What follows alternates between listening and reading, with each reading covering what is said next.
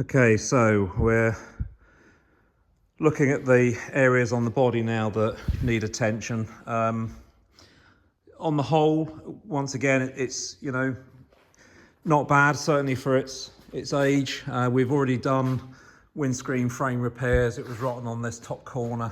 The top rail was rotten, which we've changed, and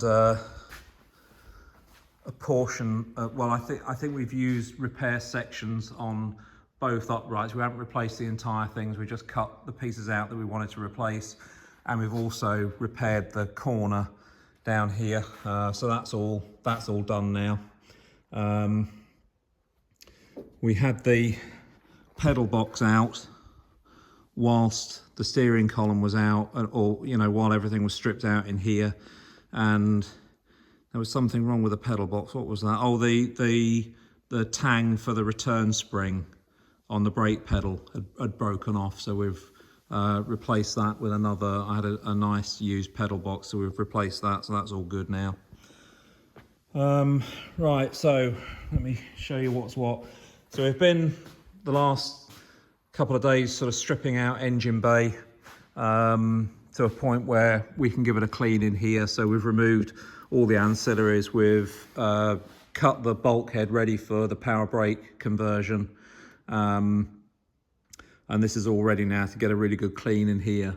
We've got a new heater core, so we'll fit that, and we've also got a new radiator support, so that will go in along with the new rad. You can see it's all, let me get around the other side, you can see it's all really knackered around there. We've taken the headlights out, and we're still, I don't know, we're a little bit undecided on this headlight rail here.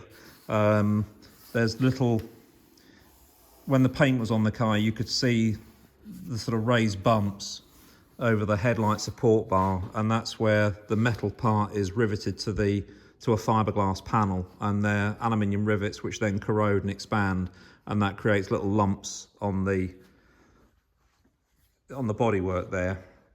But the problem is that headlight bar is bonded, the fiberglass portion is bonded to this fiberglass portion, so getting it off you can wind up doing some damage.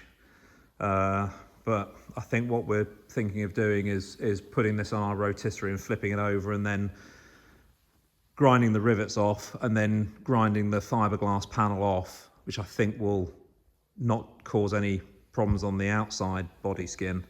Anyway, that's the plan, so we'll see, but that's going to be a pretty unpleasant task. Our main problems, though, are if we look underneath where the body mount rail that runs underneath the door. Let me get under here. Here we go. So that's rotten all in there.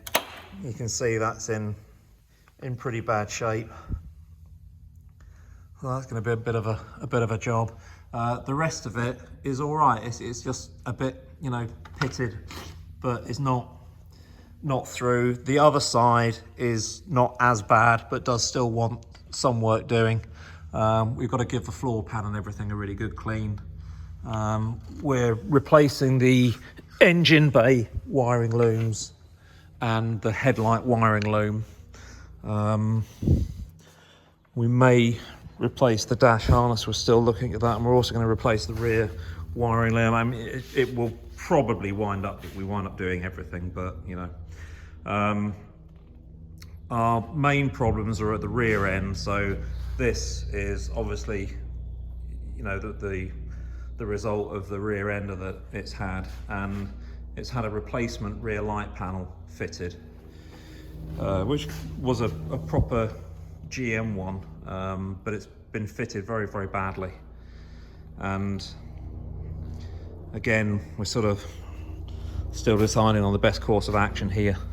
If I go from underneath, you can see, so this is the driver's side rear quarter now, and the mess of old fiberglass and shit in there is just it's horrifying, isn't it?